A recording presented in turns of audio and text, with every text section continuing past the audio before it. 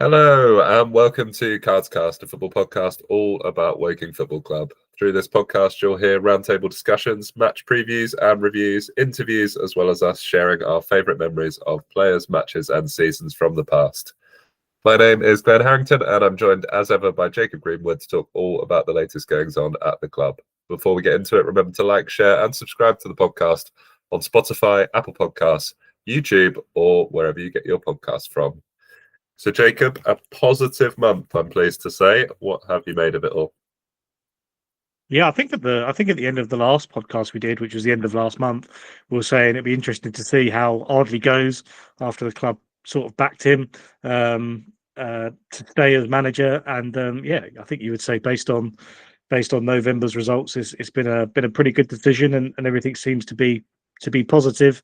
I think we mentioned that the Derby result would kind of supercharge emotions in one way or another, but even a draw there, or maybe even a loss there, 2-1 or something, might not have been the end of the world, because I think generally people have seen that the direction of travel has been a positive one, sort of based on where we were a couple of months ago. So yeah, I think everyone will be feeling pretty happy about it, and I'm sure that the club ownership probably feeling quite smug that they made what now looks like to be the right decision, and are probably delighted it's worked out, because yeah, I mean, November was certainly probably one of the more fun months following us this season after a few disappointing ones. And obviously we finally got the league win at home, so or the second league win at home, which yeah, felt a long time coming. It shows that a couple of weeks is a very long time in football, isn't it? I think our kind of 2 episodes ago was just after the home draw with Truro, which felt like a very disappointing result despite the late equaliser that we got there. I think we talked on that occasion about the next 2 games, the Brackley FA Cup game and the Altrincham game, being kind of critical to Neil Ardley's future. So the manner of the defeat against Brackley was probably the real low point, and I think Ardley's kind of spoken about that himself. The win at Altrincham was a bit of a reprieve, but I think even kind of coming into the last episode we recorded, after the draws with Rochdale and Southend, the league position still not what we wanted it to be out of the FA Cup.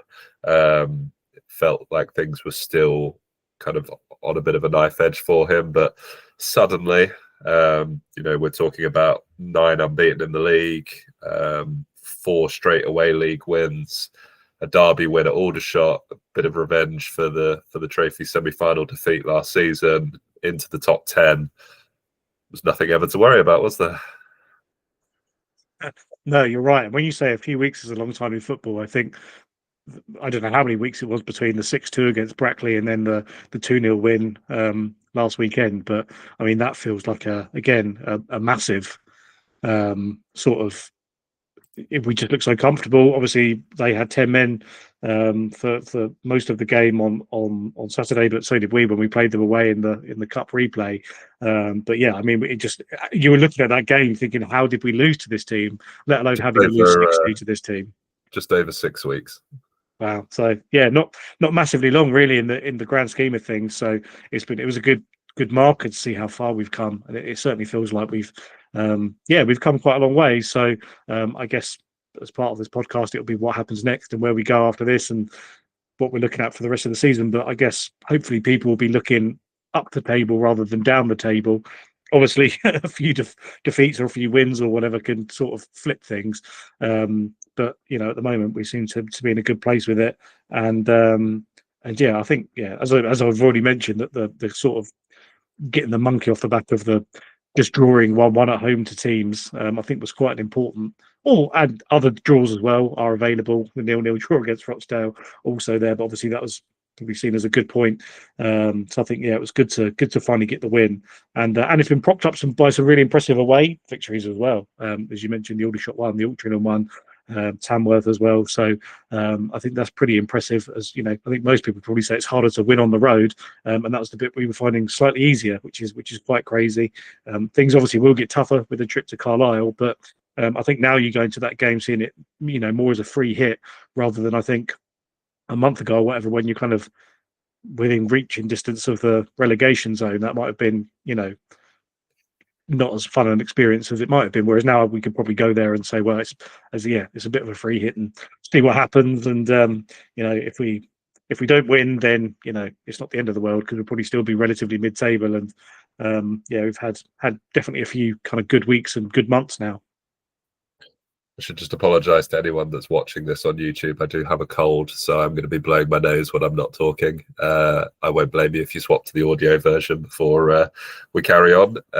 But just to quickly recap the games this month, obviously we recorded after the 1-1 draw with Southend, so we won't include that in the games that we're about to talk about. But over the last few weeks, we have had the 1-0 win away at Tamworth, the 1-1 home draw with Boston, the 2-1 win at Aldershot, and the 2-0 home win over Brackley. There was also a National League Cup penalty shootout win over Brighton in there as well. I would quite like to talk about the Aldershot game in a little bit of detail, as I was actually in attendance in person for that one, which was nice. But Jacob, anything you want to pick out, I guess, from the other games that I was not at? Not massively. I think it's more probably the trend of the results we've seen. I think defensively, I think we look a lot more solid now. And as you're reading through the results there, I was kind of thinking, well, we've not really conceded that many goals, and obviously we don't really score that many. And I think that was one of the problems probably earlier in the season, that if you're shipping 2 or 3 goals or whatever, you're not going to win a game if you're not really scoring many either. So I think that's been a real improvement back there. And some of the games, as you say, 1-0 against Tamworth, you only need to grab the 1 goal. And I think players like Sanderson and Kelly have done really well across those games, have kind of established themselves as a partnership, and have kind of been nicking goals, and that's been enough to win the game. So not massively, some good away wins in there, as we say. I think obviously disappointing with the home draw, I think, against Boston, just because I think it was the same format as games we've seen before.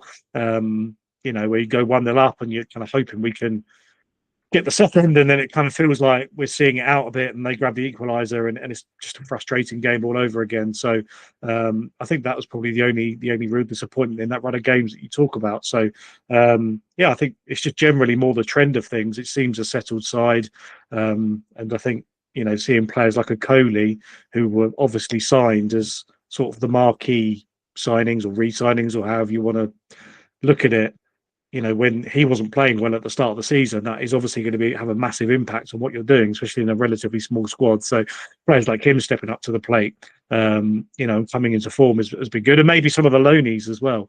As we said, Kelly and Sanderson and players like that maybe didn't have a lot of game time and, haven't been at the club that long, kind of playing together and finding their feet. They sort of look like they're both there as well. Timmy Akinola probably as well, I think, has been a star of the run. I mean, that goes further back than just the run of games you've mentioned, but it's crazy looking back to the start of the season when he couldn't get any game time. I think he's been really impressive. So all across the team, obviously, and we'll talk about how that's happened in some of the results as well, Aldershot being one of them. But I think really it's just been players stepping up to the plate, and because of that, I think we've shored up defensively. And as I say, then it's not so hard to win games, because if you just nick 1 goal, that might be enough. But obviously we scored a couple in some of the games. So I think just generally across the board, everyone seemed to have stepped up, which has been nice this month. Yeah, absolutely. And the first agenda point is, what do we think is behind some of the improved results, improved performances? And you've definitely touched on some of those factors there. I think one that I would pick out as well, particularly from the Aldershot game, is maybe a bit more flexibility with tactics. I think it was notable in the Aldershot game that we set up with our sort of 3 centre-backs and wing-backs. That felt like we started pretty well in that game. I think we were on top. Aldershot came back into it, went ahead, and were probably the better team for the middle portion of the game, either side of half time. And I thought it was brave of Ardley when we were on the back foot to introduce Ward and Asude, take off one of the defenders, go a bit more aggressive, and it paid off immediately. And not only did it get us the goal, Aldershot never really recovered from that point onwards. It having the wingers there kind of penned their fullbacks back, who'd been kind of bombing on and giving them kind of overlaps and extra attacking options.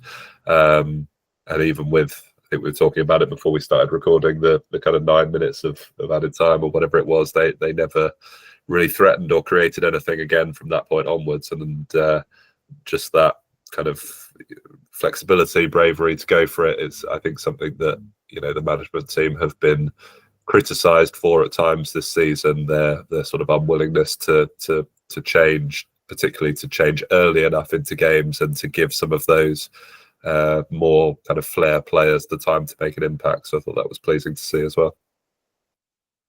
Yeah, definitely. It was an interesting game, sort of going into it. Obviously, there's always the cliche of form goes out the window in derbies.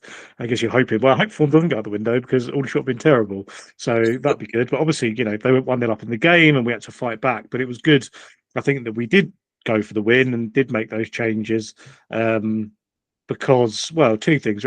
I guess we've been caught out by sitting back and trying to see out wins or see out draws or whatever, and we've been caught doing that this season. And the other point is that I think if there's a team like Aldershot that are low on confidence and aren't in great form, form unfortunately does play a part. They're under a lot of pressure. The new managers come in, lost every game. They're on, I think, the longest losing run in God knows how many years. They're really under a lot of pressure. They've got a big crowd there, expecting them to put in a performance. And I think that, then when you go for it, and obviously when we got that second goal, sort of knocked the stuffing out of them a bit, and that pressure becomes too much. So that's another reason why it's just good to go for it, because, and I think we have seen that at certain games this probably earlier in the season as well, where we've probably been too cautious, and then when we've gone for it, like later in the game when we're already behind, it's like, oh, actually we can create chances against this team. Like, they're not amazing, they're obviously good sides or whatever, but if we actually have a go, we actually look quite good. But it's been too late in games, so it was good to see that. And I think Ardley also talked about a lot of the tactics that he changed in that game in terms of targeting certain players in the Aldershot team that were, some of their better players, and then kind of putting a Sude on one side and getting to run at people and all of that kind of stuff, which kind of, put us on the front foot. So they were having to adapt to what we did rather than, us trying to sort of be defensive and just see stuff out. So, but yeah, it was a proper performance, and I guess credit to the team, after going behind to fight back and get that win. And see out all of that injury time, as you say, it's not easy in games like that. So I think it was impressive. I think the one thing actually, certainly in the first half of that game, I think because Timmy Akinola came off at half time in that game, and what I did like in hindsight was that we were quite attacking. So I think having forced Takaski, Timmy Akinola, like we attack really well. But there'd sort of be times I was like, oh, this is, a really good attacking move from us. But the second we lost the ball, it was like, oh, crap. I always don't get the ball. And all of a sudden, it just looks like they've got the whole pitch ahead of them and they're counter-attacking, and we look really caught out. And there's a few chances they created from that. And I'm surprised they probably didn't nick a goal from one of those counter-attacks. And I think that was another thing that Ardley probably saw. I think Timmy Akinola was also on a yellow card again, so you don't want to go down to 10 men. Obviously, we've learned from the trophy game there that you don't want to do that. So I think it was smart for many reasons. But again, I was happy to see that in terms of us just going there and having a go, because there's been too many Woking games over the years where we've gone into those derby games away and just been too defensive. So we've not created anything going forwards, and we've been caught out at the other end and just gone on to lose the game comfortably. So it was good to get on the front foot. But as you say, the most important thing is adapting. And I don't think we did that earlier in the season. I don't think we adapted in games, and I think we were probably too slow to change things when they needed changing. So yeah, that was a real positive from the day. I think it's interesting that when things are going well, you look at a squad and suddenly think, oh, we've got lots of options. And, we could theoretically name, not 2 whole 11s, but we could rotate quite significantly and still have a strong team, compared to when you're in the midst of a losing run or a difficult run, you go, well, there's only 2 or 3 good players in this whole squad, and if they don't perform, then we're in a lot of trouble. But what I'm looking at on paper at the moment is particularly we've got a lot of attacking options that are quite exciting, and not just that, they are all quite different. So we suddenly have some versatility and some different approaches that we can employ. And I thought it was notable that there has been a sort of intermittent shift away from the 5-3-2. So I think if I'm remembering the sort of timeline rightly, obviously we started the season with a back 4, lost the opening 4 games, confidence was shot to pieces, players looked out of form, moved to the back 5, didn't work immediately, kind of helped generate the really positive result against Gateshead, but was otherwise a bit hit and miss. But he stuck with it, and I think possibly the reason that he stuck with it was just to really shore us up defensively. I was just looking at some of the numbers while you were talking, and we conceded 10 goals in the opening 4 games, and in the subsequent 17 league games, we've only conceded 13. So we're suddenly going at kind of less than a goal a game conceded. I don't know how many clean sheets we've had in there, but obviously a few. So that's really, really encouraging.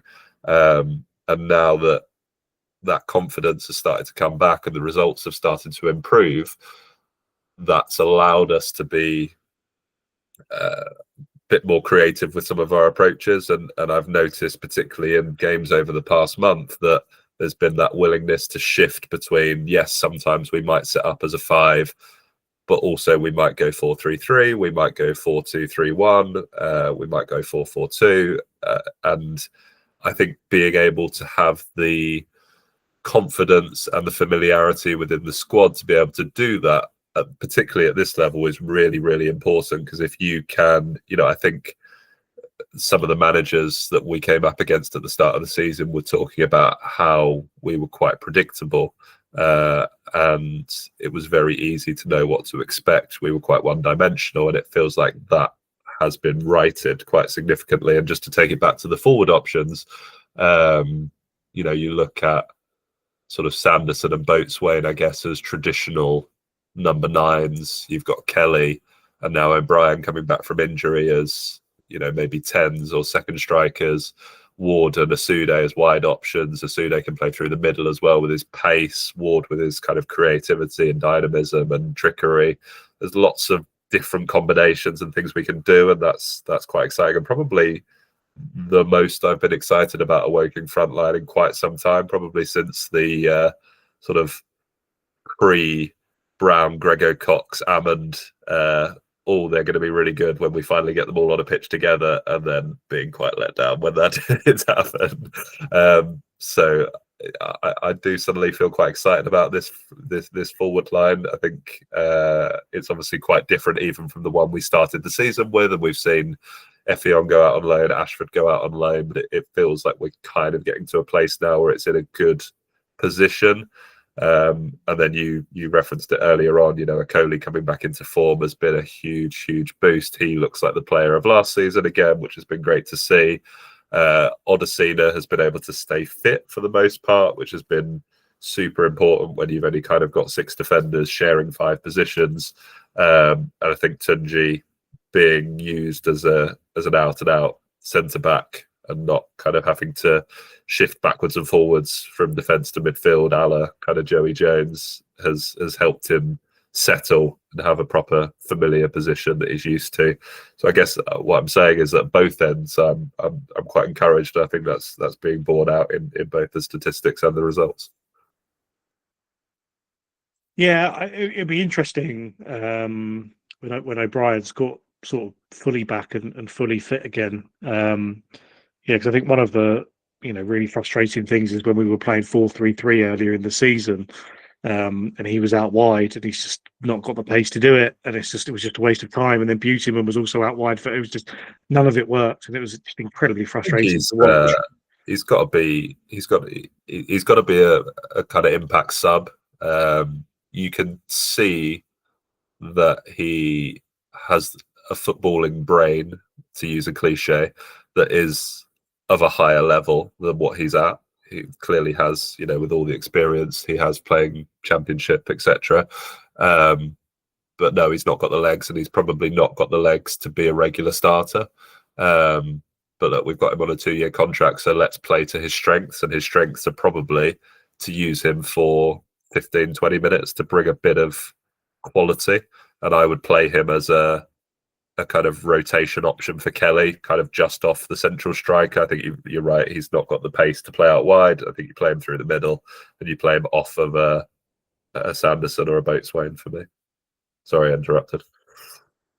No, I don't have much more to say on it. I think other than that, I think it would be, in an ideal world, it would be nice to have some wingers in the team. Although, Ward and Asude could do, that's not worked, and it's for many reasons. If you could go out there and get a couple of players that could sort of play as proper wingers and play a 4-3-3 or whatever, that would be quite nice to switch to that if we needed to. But we seem so set on the formations that you mentioned earlier, and there's enough flexibility there that we probably don't need to, and you just end up signing players that you don't really need and probably wouldn't be that good anyway. So because how are you going to get a top winger this time of the, you'll end up with someone like Raheem Conte, or I think that was his name, where it's just like they look kind of flashy, but actually they don't really deliver anything, and it's just all a bit of a waste of time. Whereas the way we've got it at the moment, I think the wing backs are doing a good job in getting forwards, and players like Hines aren't even getting as many minutes as they would hope. And I think he's a top player, and obviously, as you mentioned, the kind of super subs of Ward and Asude, do give you that pace, although they don't really go out that wide anyway. So it's been an interesting one. It will be interesting to see how they plan the squad for the rest of the season, just to see if there's any kind of players that are going to leave, or if any are going to come in.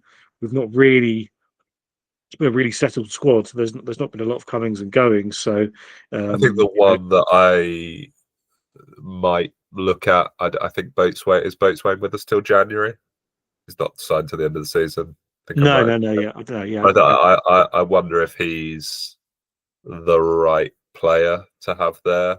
I think he's probably the best kind of traditional 9 like hold up player that we've got, and that is useful because there are games in which we have to go direct, and I don't think that plays to Sanderson's strengths. But that's the one area I think I might look at in the forward line if I was going to try and change something. But I think Boatswain's done well enough when he's taken the minutes that he's got. So I wouldn't be in a rush to change it. I think if there was an area that I'd be looking to strengthen at the moment, it would probably be in midfield, and only because of Gorman still being out injured. And I think Forster-Caskey's obviously missed the last couple of games. I think he went off against Aldershot and hasn't played since. So I think when we've not got one of those two playing in that sort of deep lying playmaker 6 kind of role, that tends to hurt us a little bit. I know that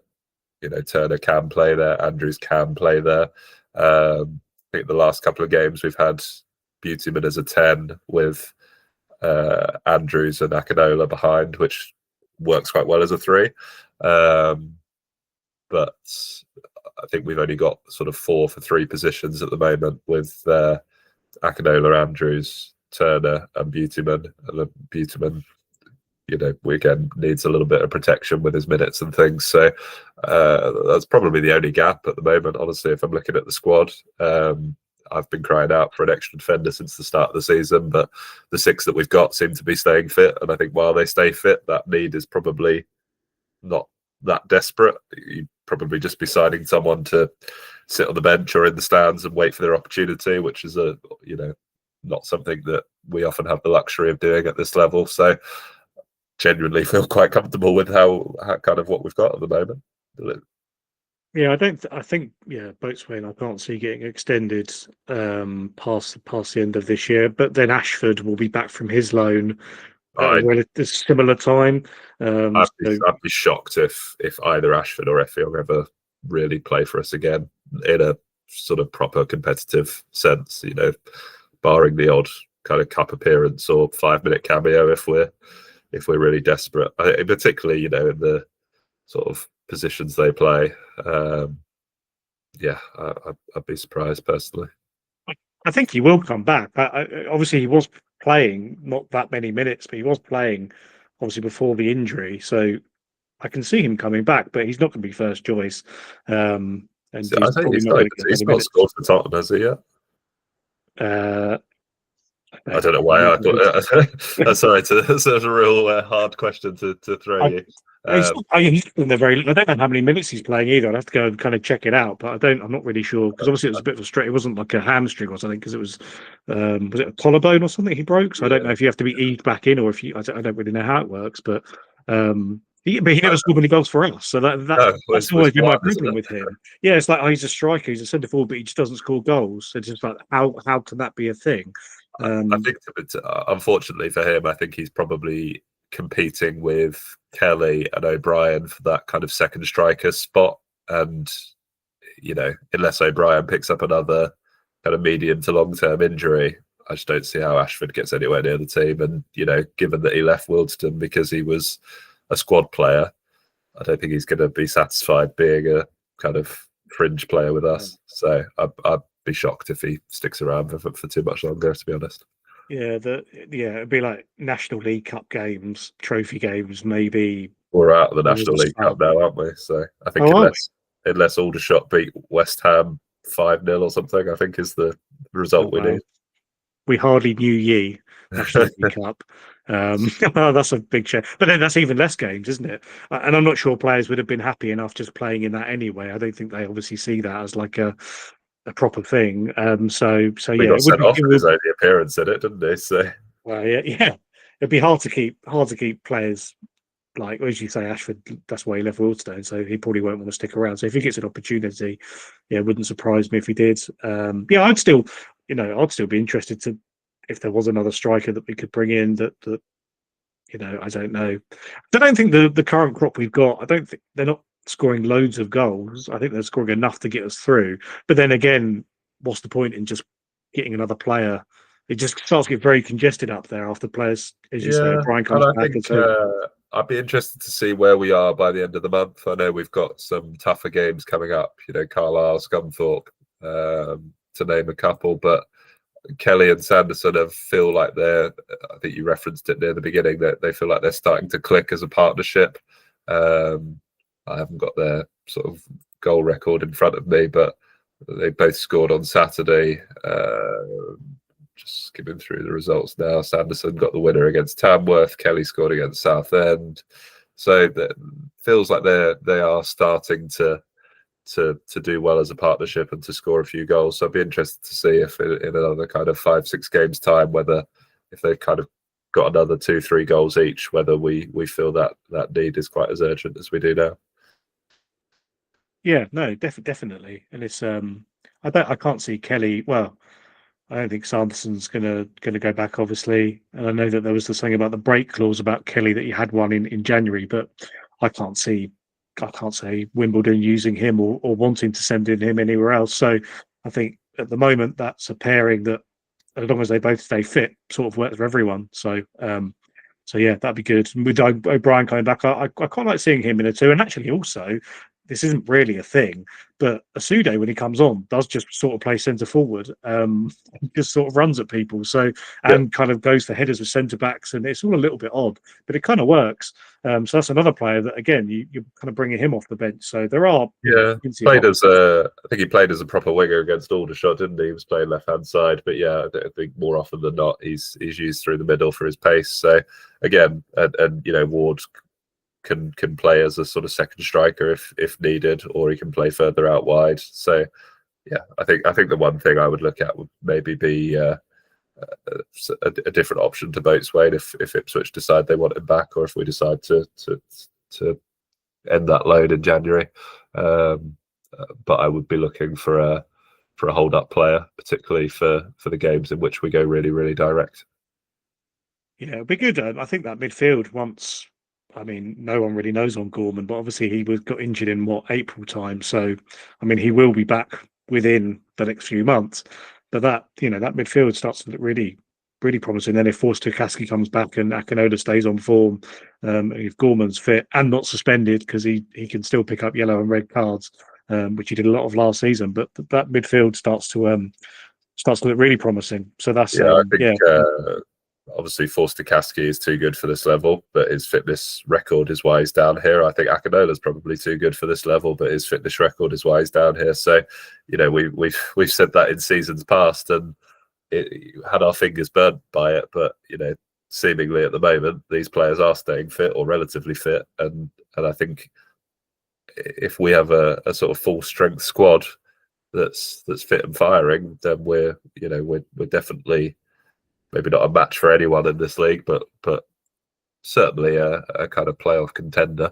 Whether it's too late for us to reach that level after the start we've had is another question we'll come on to, but it's pleasing to see that this squad is performing to its potential now, rather than the sort of first couple of months of the season where see all the negativity surrounded the fact that. And I think the biggest thing was the frustration, because I think in the Doyle season, for example, it was we kind of were where we thought we were going to be, but this season, particularly after how we ended last year, the summer that we had, the players we retained, the contracts we handed out, there was much more expectation. And credit to the owners, credit to the management team and the players for turning things around, for sticking with it, and credit to the vast majority of the fan base, who never at any point called for Ardley's head, and that's me saying that without being on social media particularly. So I'm sure that there were some sort of fickle calls on Twitter or X or whatever saying, "Oh, Ardley should go," but even Cardsboard, I think, was kind of a disappointed, but the main feeling was one of still being behind him and wanting him to succeed, and hopefully the recent results are a reward for everyone that has kind of kept the faith and is part of that. So I'll move us on. So we've talked a lot about kind of the factors around the recent improvement. A couple of other bits that we just wanted to pick out. The away form has been interesting. So I think I don't have the statistics to hand, but last season we really struggled away from home. Potentially the season before as well.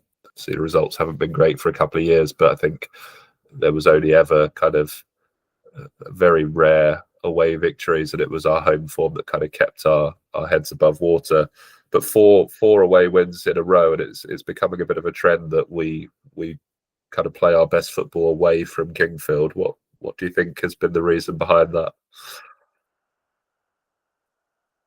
I don't really know, which doesn't make for a great answer on a podcast, admittedly.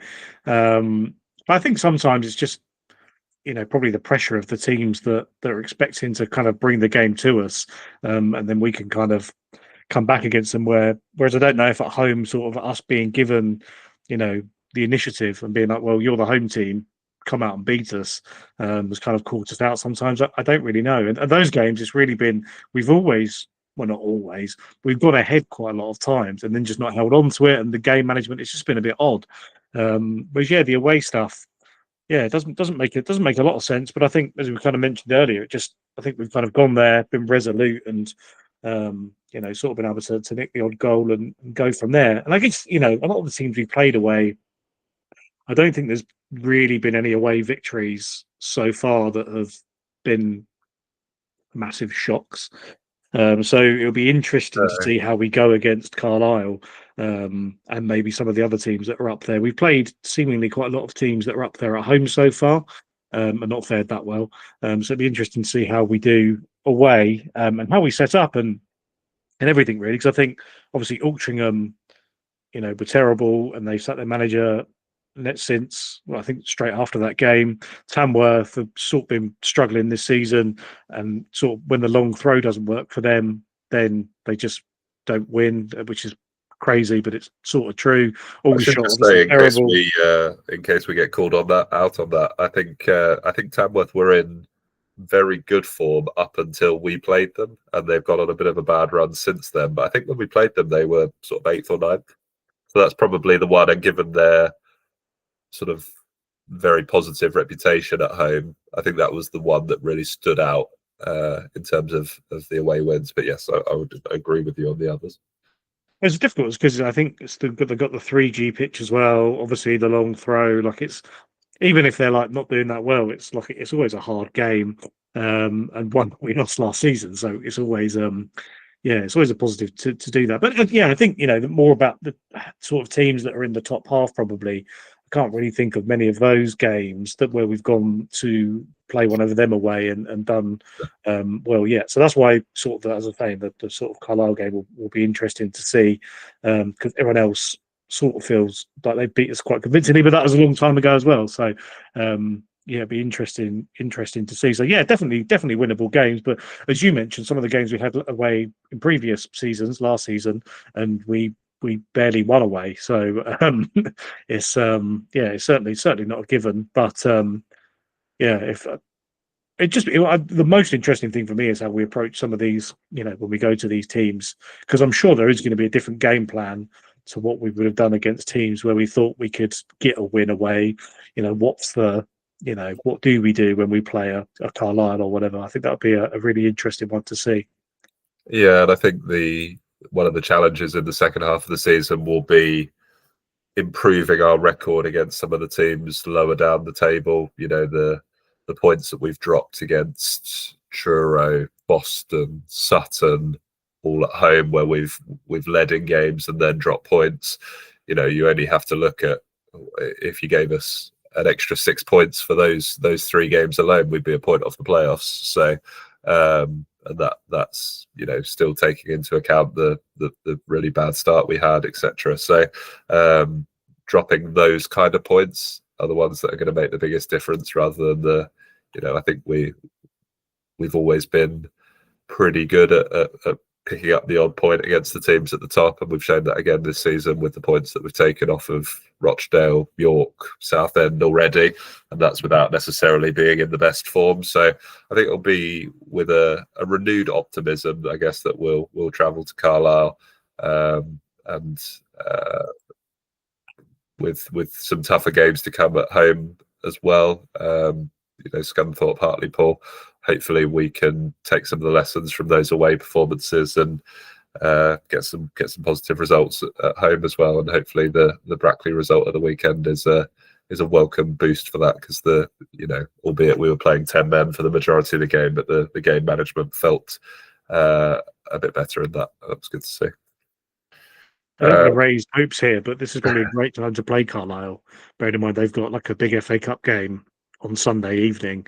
You're saying about Brackley and it's their form, like some of it might be to do with their FA Cup run. Although weirdly they just seem hopeless. I think that they might just crash out of the cup, but it might be interesting. Obviously, this game's been moved because Carlisle are in the FA Cup, but that there might be a slightly sort of bit of a hangover, and that could be something to try and exploit. But I don't want to raise expectations or hopes that we're going to get together and suddenly win. But if there's a good time to play them, it might be on Wednesday.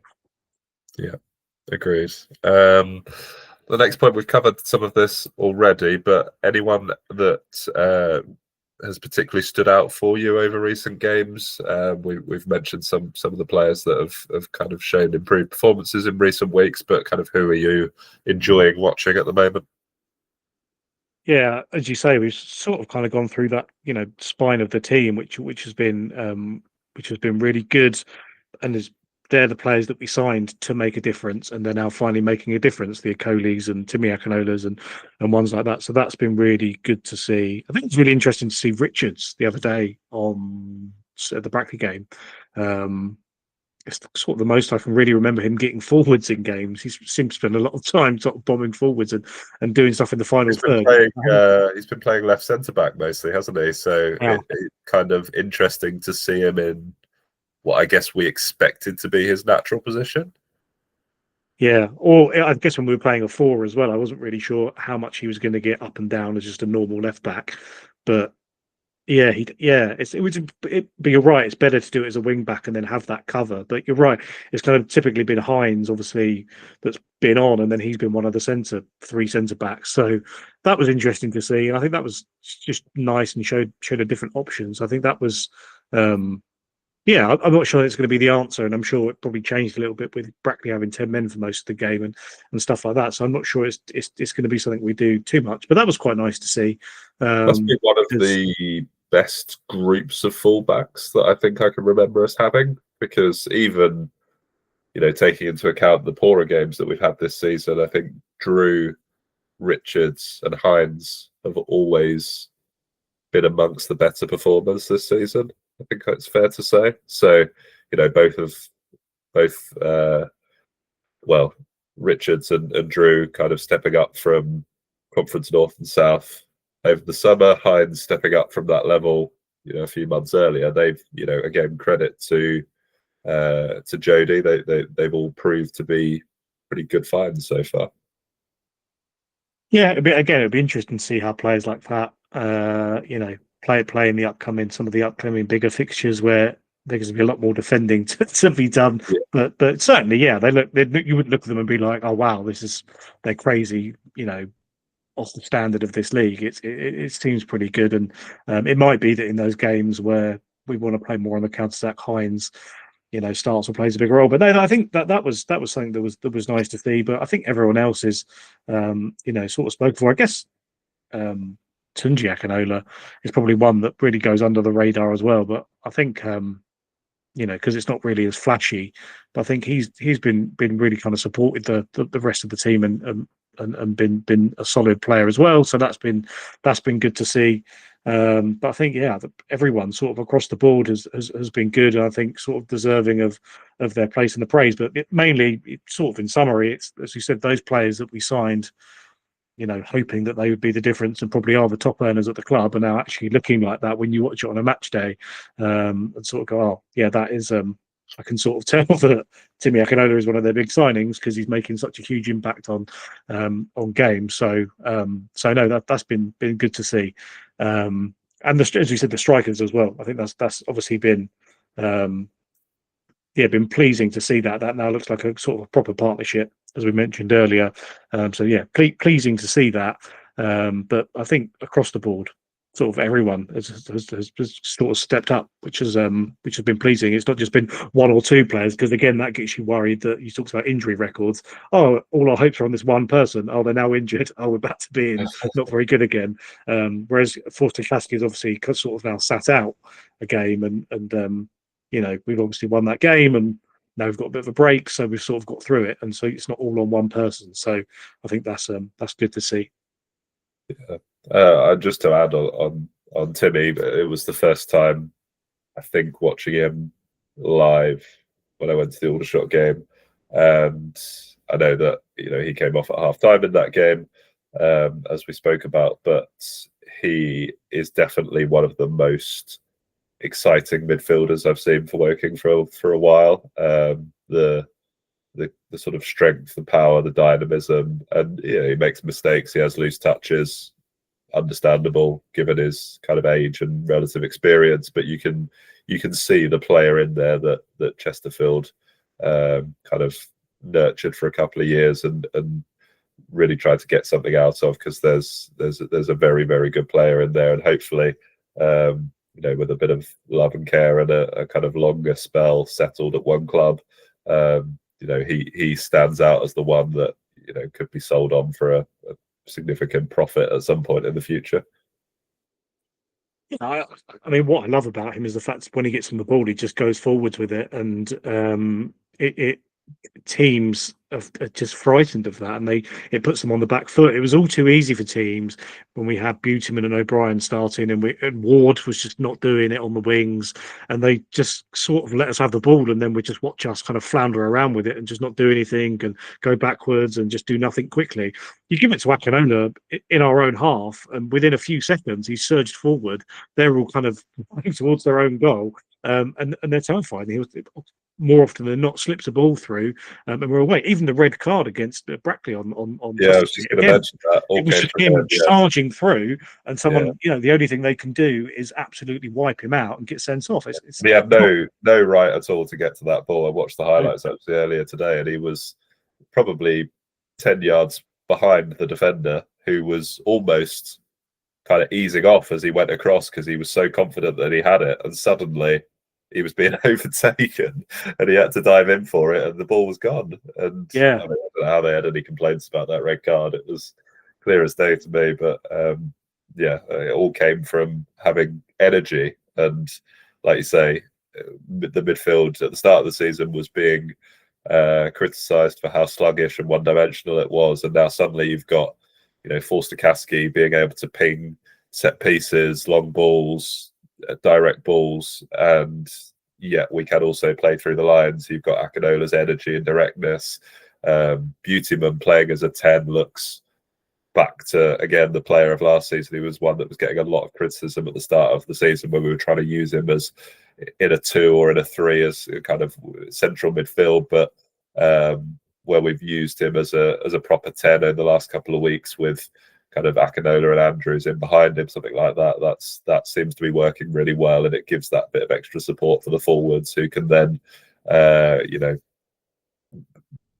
move in and out of positions. And yeah, it feels like it's coming together, which is nice to see. yeah, for sure. It's and it's yeah, I think that certainly looking back at the start of the season, probably looking at the formations and some of the players we were leaving out and stuff like that, it's probably not actually hard to see how we ended up falling into the problems that we did have. But it's good to see that that's been sorted. And I think now everyone's proving that sort of, they deserve to be starting, and they're sort of playing in the correct roles. And Yeah, it's good to see. It's interesting in hindsight looking back that you can see why it took us a few weeks to get going. I think clearly the forward situation was not remotely where we would have wanted it to be at the start of the season. I think we obviously signed Sanderson. Was it like the day before the Carlisle game, something like that? And then Kelly comes in a few weeks later. He's got to have time to build up his fitness. Boatswain comes in even later. Effiong and Ashford have since been sent out on loan, so that clearly wasn't right. The midfield, Akinola came in late, wasn't fully fit. Forster-Caskey came in late, wasn't fully fit, and it has taken a couple of months probably to get those players to the level where they need to be. And then not only that, but for the new players to kind of blend in with each other and start to work well together. And I think we kind of maybe took this, certainly I did, I talked for myself rather than for other people, but this hope coming into the season of going, oh, we've actually retained quite a lot of players for the first time in a long time. The team feels balanced, ready to go. We're just going to pick up from where we were last year. But actually, you look at it 3 months in, and a lot has changed, more than we perhaps realised, and it's needed that sort of bedding in period. I guess the only lesson maybe we could take is, wouldn't it have been good if we'd had this squad together a month earlier? But I totally appreciate that that's a lot easier said than done, because players are going to wait and see what other moves and stuff become available before they commit to a team at our level, or a team that in the last couple of seasons has been fighting relegation. We're not going to get a Sanderson, a Kelly, an Akinola, a Forster-Caskey in July, start of August. So I can understand it, but I just think it's interesting in hindsight looking at maybe the poor start with a bit more context. And yeah, a lot was wrong though. I think the 4-3-3 with the 4 players that we were playing wouldn't work now if you did it. And I wonder if that was more enforced than we realised, because we were just using what we had.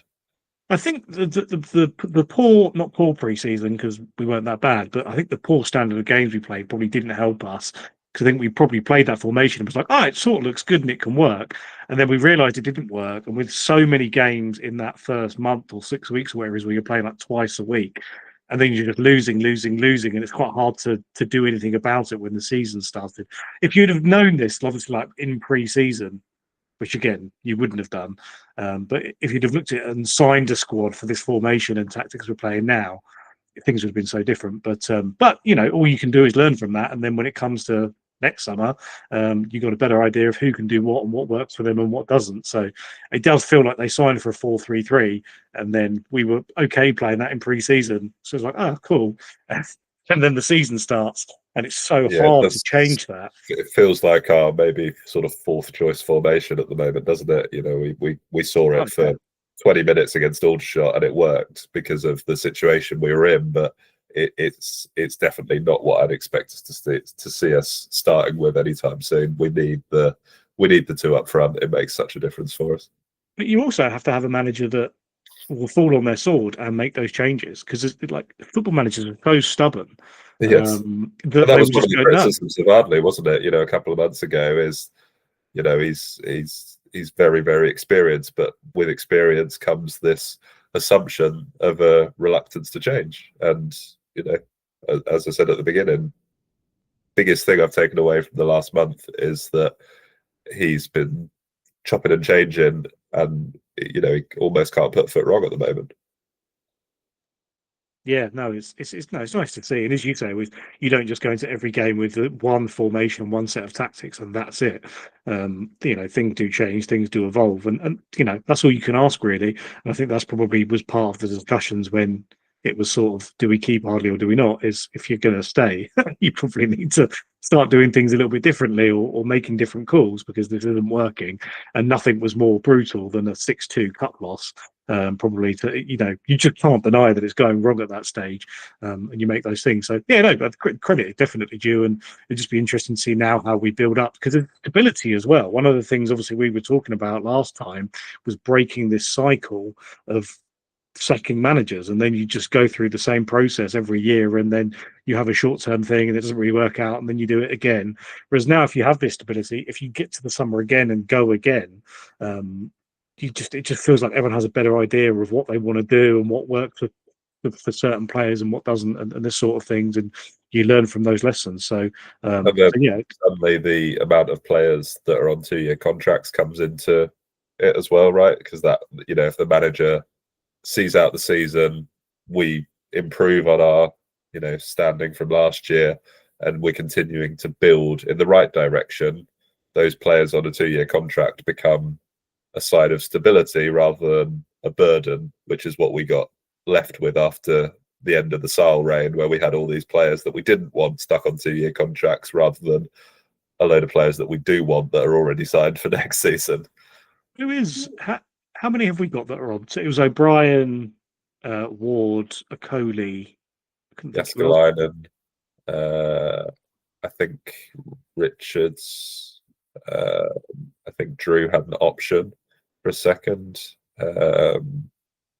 May have been one or two others as well. I think it was certainly that first batch of kind of 6-7 players. I think most of them were on 2-year deals, and certainly the ones that were retained from last season, other than I think Andrews and Beautyman, were options that were taken up. Sude, Ashford, and Effiong signed 18-month contracts when they joined. I think those that were re-signed over the summer signed 2-year deals, and I think most of that sort of first batch of new signings were either 2 or sort of 1+1.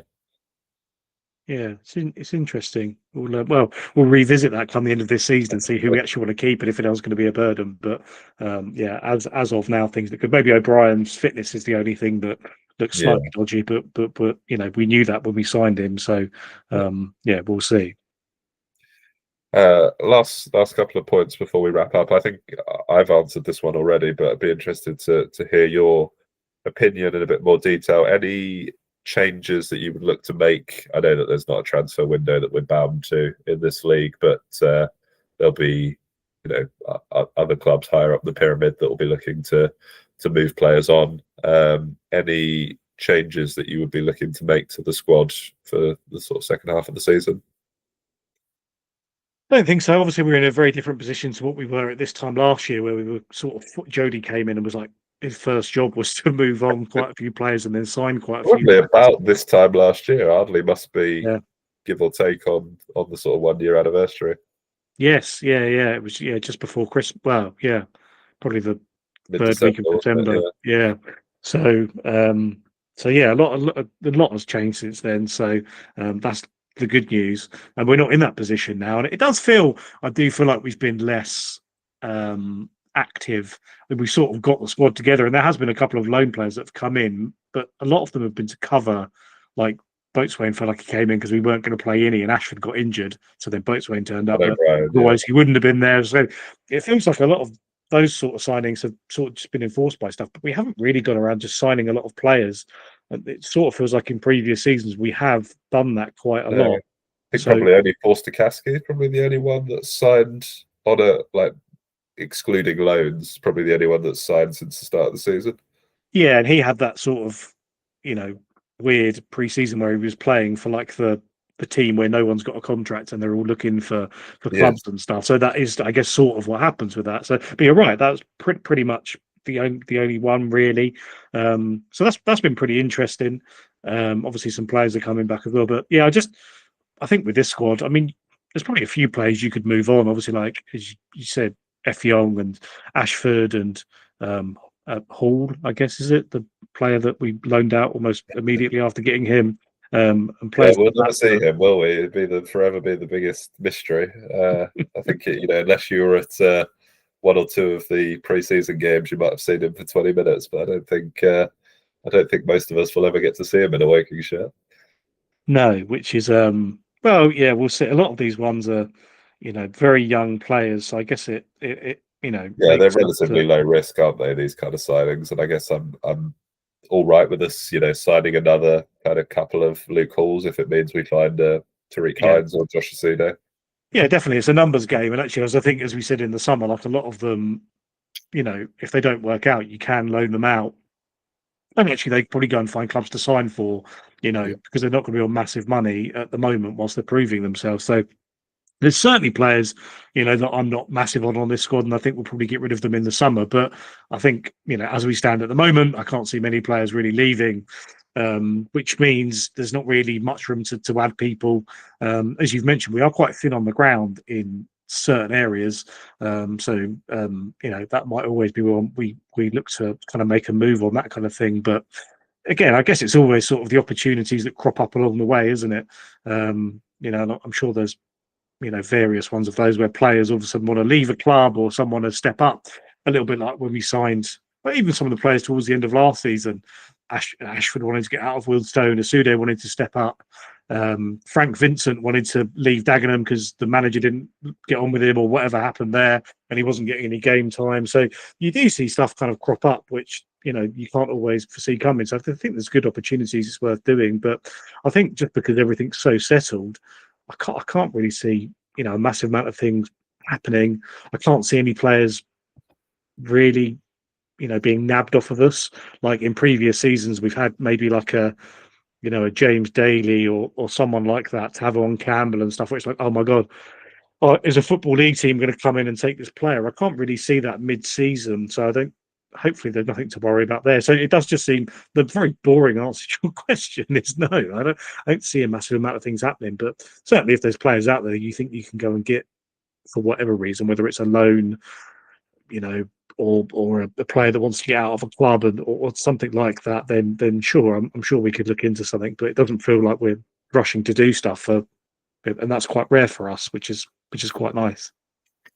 Yeah, and just finally, then we've talked a little bit about the upcoming games already, but to recap our Christmas period: Carlisle away on the 10th of December, followed by the trophy game at home to AFC Totton, and then Scunthorpe at home, Eastleigh away, Braintree at home, and the first game of next year is Hartlepool at home.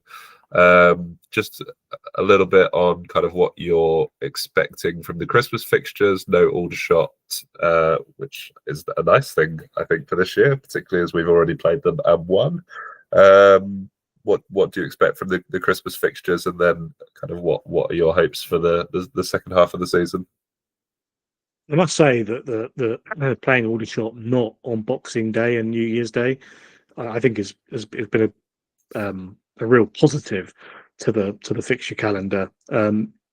Obviously we beat them, so that's good. And last season in the league, anyway, obviously we got a draw and then we beat them at home. So it's not just because we've done better, but I think after that win a couple of weeks ago, if you'd have said, "Oh yeah, by the way, you're playing them again next week, and you might just lose sort of all your bragging rights within a week," and it's the same old game as well. Like it just feels just so unnecessary. I think playing them twice in like a week basically, because I think so often you never see like Aldershot win the first game at theirs 1-0 and then we win the return fixture 1-0 or something like that. It just doesn't happen like that. It just seems to be that the team that wins the first one pretty much goes on to win the second one, or if the first one's a draw, then 50-50, whatever. So it just seems like it's just an unnecessary thing. So it will be nicer to have kind of Christmas Day without thinking, oh, I hope we don't lose to Aldershot tomorrow. And there's definitely some winnable games in there. So I'll be interested to see how we go on those. Obviously, the trophy as well. I'm sure it'll be something we're looking to do well in this year after what happened last year. I'm sure that might be good motivation for the team. So we'll see how we, how we approach that one. But there's definitely some games in there that are winnable, and stuff like Eastleigh away. They're kind of the ones that I was talking about earlier. Like Eastleigh aren't amazing, but they're also not terrible. They're probably not too dissimilar to ourselves, probably in the table. Correct me if I'm wrong. So that'd be quite interesting to see how that game kind of pans out, and how we approach that sort of game. And Hartlepool, another one where we were, it was early in the season, and that was in our kind of real bad patch, but a team that sort of smashed us away. So it'd be interesting to see again how far we've come when we play them at home. So yeah, we'll see. There's a varied. The games we've got there just seem really varied. They're not. It's not a run of hard games or a run of easy games. It's a real kind of mixed bag of, some of the teams are up there, some of them are down there, some of them are about where we are. So it will be interesting to see how we shape up against some of those. And actually, one of the nice things going into it, although it was obviously not nice being knocked out of the FA Cup, is this sort of, we've had this good run of form, and now we've had a bit of a break as well, especially with players like Forster-Caskey out. I don't know what his injury is, but maybe this kind of couple of weeks off might mean he can come back rather than us having to play a load of games because we've got, an FA Cup and a replay or whatever's going on, or there's no replays anymore. But that cup run can be quite grueling sometimes, and it might be nice just to have a little bit of a break and then go into the busy period, the busy Christmas period after a bit of a break and the run of good form. So we'll see what happens with it. But again, as I mentioned earlier, it's nice not going into these games. Obviously, if we start losing game after game, it's going to turn, you could slip down the table pretty quickly. But it's sort of nice going into it in a position where it's, we're in mid-table and looking upwards, or in the top half of the table, and looking upwards, rather than thinking, oh, if we lose today and a couple of teams below us win, then we're in the relegation zone or something, which sort of was the case not that long ago. So it'd be interesting to see how we match up against them, and just it'll be always a busy time of year, but a good one if you like football, because it seems to be a game every few days, which is nice. Yeah, I think you've covered a lot of it there. Great that we are closer to the top 7 than we are to the bottom 4. I think that will be a bit of an ambition for the rest of the season to keep that being the case. If you look at the top 5, Rochdale, Carlisle, York, Forest Green, Boreham Wood, they look a kind of quite a way away already, and you suspect that the 2 promoted teams will come from that group. I certainly would expect Rochdale to win the league based on what I've seen so far, but you never know what can happen. There's still half a season or more to go. I'd suggest that the playoffs are probably beyond us. I think we talked a little bit about that last time. It's not impossible if we kept a really good run going till the end of the season. There often seems to be a team that makes a late surge, and that could be us. But I think I would be happy to see us kind of top 10, pushing up towards it, ready to hopefully kick on with a a relatively settled squad next season, rather than kind of looking down and worrying come the sort of last 5 games or so. I'd love someone to tell me how many games it took over the last 2 seasons for us to reach 28 points, because I bet it was a hell of a lot more than what we've taken this season, given that we needed a very strong end to the season both times to kind of sneak past sort of 50, 55 points. So the fact that we're kind of already halfway to safety or more feels like it's going to be less than 55 points this year, just kind of looking at the teams down the bottom and what they've managed so far. But there's who's to say there won't be another Boston or another kind of late run that lifts someone clear. So yeah, it would be great to kind of see us top half. I think other than the playoff season, we'll probably have to go back to the COVID season under Douse for our last top half finish in the National League, and then before that would have been under Gary, I think I'm right in saying. So to be back amongst that kind of group would be nice. Would love to see another trophy run. I think Tottenham is a winnable game. Be good to see Scott Rendell, I suppose. I think I've read that he's been playing in midfield for them, which is an interesting one. I think he's approaching 40 now, so that'll be an interesting old face to see. Hopefully he doesn't come back to haunt us again. He certainly has a number of times in the past, but I think that it would be great to see another trophy run and have some proper tangible excitement in the second half of the season. And my other aspiration is that we beat Aldershot at home and get them relegated on the same day. Because I think we're playing them in about March, aren't we? And based on their current run of results, I think that's probably about when they're going to be going down. So that'd be nice if I'm building a dream list of what's going to happen. Yeah, we played them a similar time to what we did last season, I think. So yeah, that'll be interesting if they're still down there. And yeah, if you win the FA Trophy as well, just to take that off of them whilst we're at it, that'd be good fun. But it will be interesting though, because I think obviously we've not had an FA Cup run this season. As you said, we're out of the National League Cup. Not that really counts. We're out of the Senior Cup. Not that counts.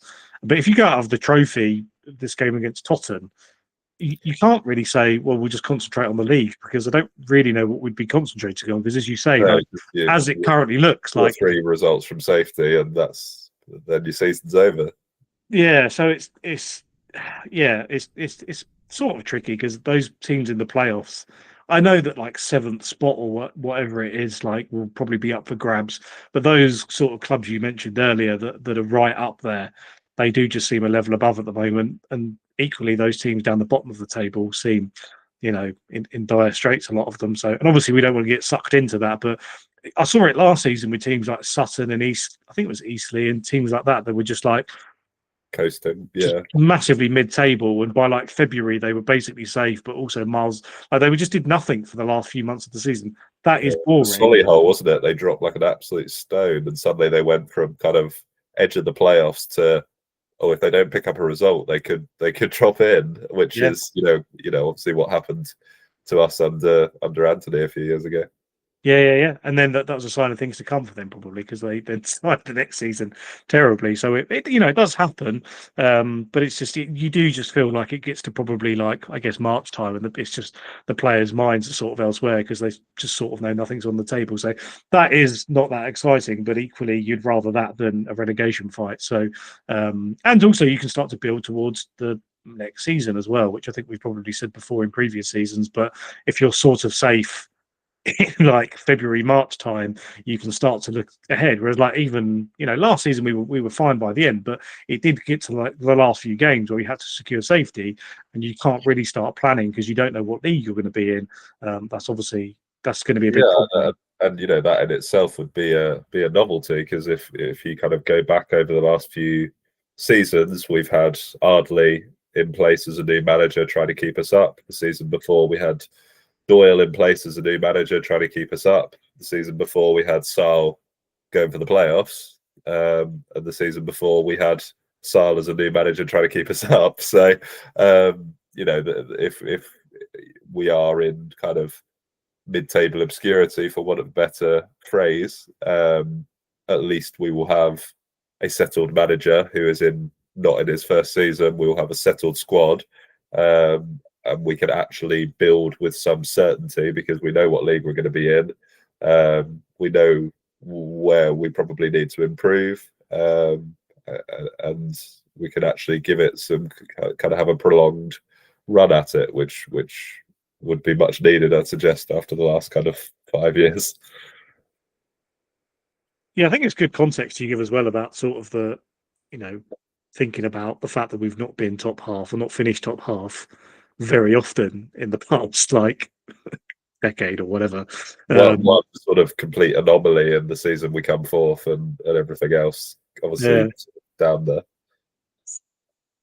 It's because obviously it's the expectations, isn't it, as well? At the start of the season, a lot of people were really excited, so they might still look at it and go, "Well, we only finished 11th or 10th or whatever place you do kind of go for." So I mean, we're not writing the season off already, but if that did happen, as you say, it probably should be seen as a step forwards, because it definitely is one. But I can then see people being like, "Well, we expected more," but it is worth remembering sort of where we've come from, and it's sort of those stepping stones, because when you look at those clubs that have done well and got promoted, a lot of them aren't overnight successes. Bromleys and Barnets and stuff were in this league for quite a long time and had to get stability and had to build up, and it just didn't happen over one season. It took a while. Not all of the clubs take that approach. Some of the bigger clubs sort of that have dropped down bounce straight back up, or teams will steam through the league or whatever. But it's not a bad thing if you are kind of making progress and building up. So yeah, we'll see what happens. But it'd be good to, as we saw with Boston last season, any team can go on a mad run, or as you say with Solihull, they can go on a mad run in the other direction, and you never know what happens. So if that kind of 6th, 7th place,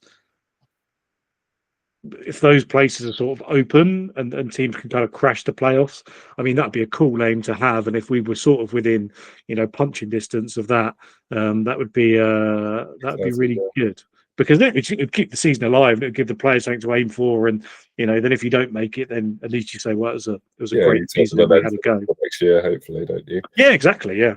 I think the other thing I would just say, looking at the sort of bottom of League Two, is, I know we're not in the days of having Notts County, Wrexham, and Chesterfield, which we had a few years ago. But when that was the case, it was right.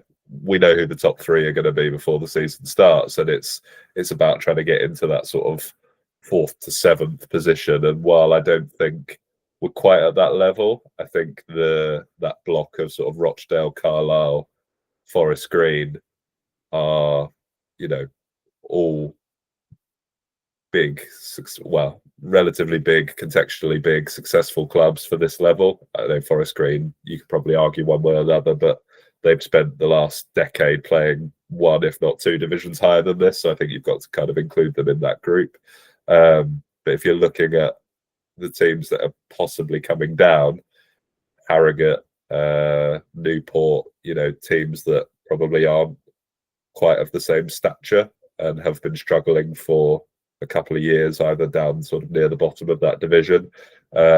So I do think it might be a slightly easier division next season, because I think last year was a real missed opportunity, and it was a shame that the club was not in a particularly good place last year, because we'd finally got rid of the big boys, and we had Barnet, York, Oldham, kind of those sort of clubs taking advantage of that. All kind of clubs that have been stuck at this level for a little while and haven't necessarily been doing that well. I know Barnet and Oldham had kind of both been around the playoffs for a few years, but the fact that they were able to, particularly the fact that Barnet were able to win the division with such comfort, I think kind of showed the slightly lower quality of it that was there last year. So I would be optimistic that if we can finish in the top 8, top 10 this season, and two of those sort of larger teams do go up, and we inherit kind of a couple of teams that are likely to be in the position of a Sutton or a Morecambe, and kind of will need a year or two to readjust to this level, rather than a team like Carlisle who are just they're going to bounce straight back because they're too big. I think that will help as well.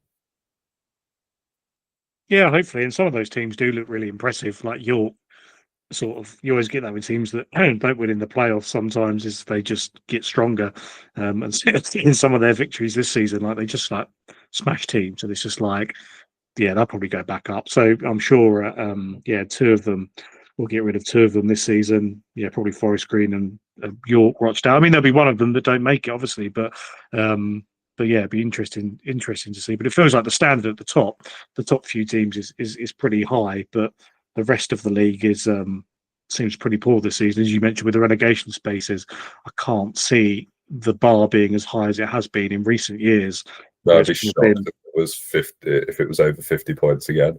That felt like, I mean, can't call it an anomaly because it's happened for the last 2 seasons where it's been sort of 53, 54 points, but you struggle to see any of the bottom, maybe 6, 7, kind of getting anywhere near that point.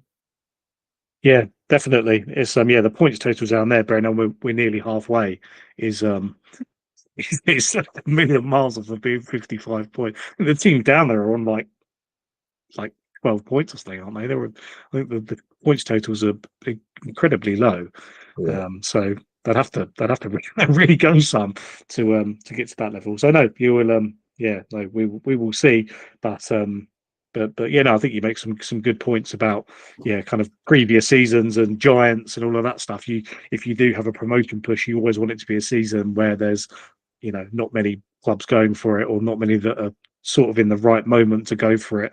We were sort of unlucky the year that we did well, that we had 2 giants, but they're gone now. So fingers crossed. It's just weird to think that one of them is playing, is only a handful of points outside the playoffs in the championship, and Jamal Loza was scoring the winner against them like 3 years ago. It's totally bizarre to think. I know they're a unique case, but you look at Stockport kind of pushing for promotion in League One as well, and they're sort of stranded for sort of 4 or 5 years in Conference North. It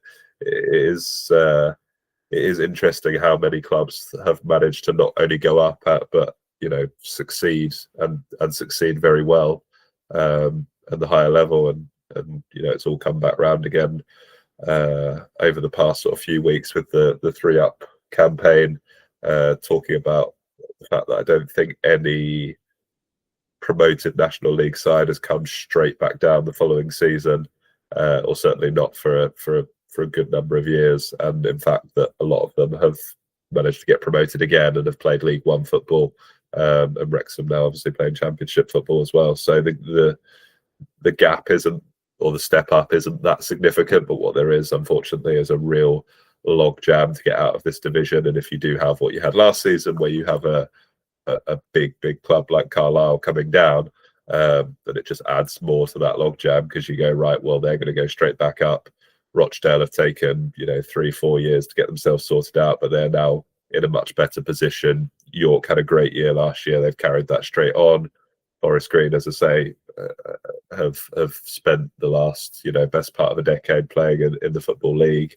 And then you've got teams like Southend and Hartlepool down there as well, who will expect to be in and amongst that number. And it only takes a wild card like Boreham Wood, and suddenly you're going, oh god, the whole top half is full of teams that can potentially play League Two and be relatively comfortable. So it's a super challenging division to get out of.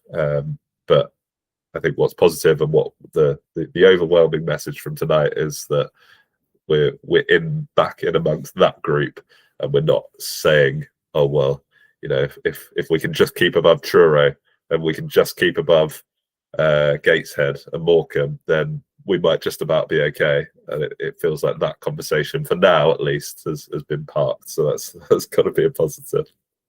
Yeah, I think that's probably the perfect note to leave it on, actually. Especially after we drew with Truro earlier in the season, so we didn't even lose to them. So the only way is up.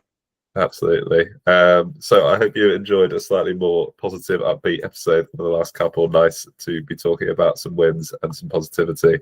Apologies for my cold and how many times I've had to stop and blow my nose. If you have sat through and watched all of this, then all power to you. Well done for getting through it. But I hope that the rest of you have enjoyed listening, and you can let us know your thoughts on everything that's been going on either underneath the link to this podcast on Cardsboard, or you can find Jacob on Twitter at Cardinals1887. Have I got that right? Yep, that's right. There we go. It's only taken 6 years. But until next time, thank you very much for listening, and we will see you soon.